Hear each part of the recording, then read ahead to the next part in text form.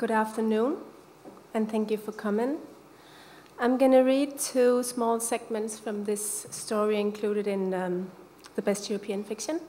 It's called something like, I don't know how to pronounce it in English actually. In Danish it's Bulbjerg, and it means it's not a mountain, it's a hill, but we don't have any mountains in Denmark, so we call the hills mountains. But it's a very beautiful place in the northern part of Denmark.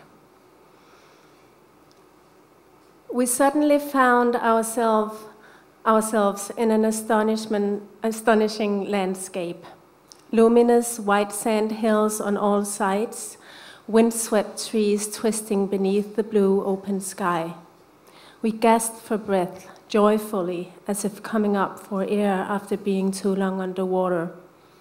We stopped and looked around us, blinking our eyes that had been focused for so long on the gravel road in the darkness of the plantation. Even the smell was different here, salty and fresh. The sea had to be very close now. But we had lost our bearings long ago. We were going in a circle. It was hot. We had a 6-year-old boy and a dog with us. The bikes were old and rusty. The danger of a puncture was imminent. We stood completely still and listened. The wind blew through the leaves with a faint rustle. Birds were singing. One was screeching, hoarse and desperate, as if for dear life. Sebastian looked at me anxiously. It's just a common buzzard, nothing to worry about. Come over here, Seba. Would you like a biscuit? You called the boy over, a show of kindness, and I looked back, turning my head too suddenly and too apprehensively. There was the forest we'd just come from, as black and still as a deep lake. The trail in front of us went through what appeared to be a birch grove, and after that there was more of the dense coniferous forest, moss, heather, and fallen tree trunks, grayish-black, with broken branches sticking out like spikes. We go on in silence. Every time we come to a crossroads, you look at me inquiringly, but after all, I'm not the local here, and each time you end up saying something like, so I think we should go to the right here. I seem to remember that wood pile.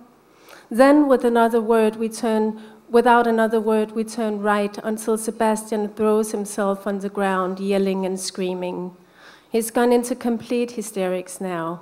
He flails at us when we approach him. You try the gentle way, I do it rough.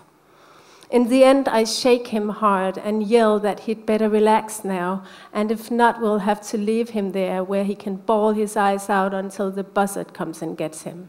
I regret it immediately and put him down. He cries and holds on to my legs. You're leaning against the stump of a tree. Some ants are crawling up Sebastian's chin, dangerously close to his mouth. What the hell are you doing? I shout at the boy. He hurls himself to the ground with a strident squeal. He spits and sobs and hits himself in the face. I have to take off all his clothes to brush off the ants. He kicks and flings his arms and legs. He's been bitten in several places. Snot's running from his nose. I lift up the naked boy and we stand like that for a while.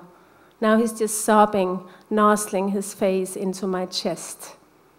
If we're not riding in a circle here, we should reach Bulbjerg at some fucking point. And it's impossible to ride around in a circle here, for Christ's sake, I say. It's impossible to get lost in a shitty little forest like this, I hiss. Anne, I shout. Finally, you've gotten to your feet, your face gray and streaked. You rub your eyes like a child.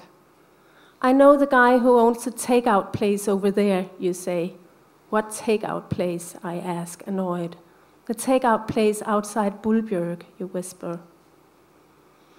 I free myself from the child's grip and fling his yellow bike into the shrubbery. I think of how it's still lying there like evidence in the investigation of some appalling crime.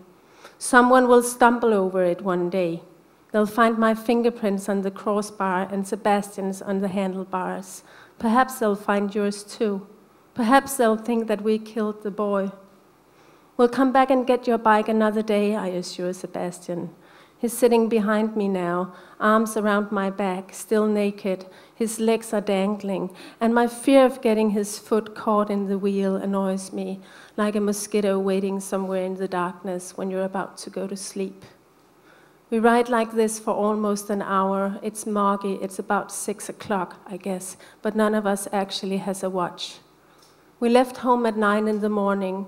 It was supposed to be about 15 kilometers between the summer house and Bulbjerg. We'd wanted to look at the beautiful Ice Age landscape up there. I also wanted to show Sebastian the German bunker. We were supposed to have had a nice little talk about the occupation. Thank you. Thank you, Naja.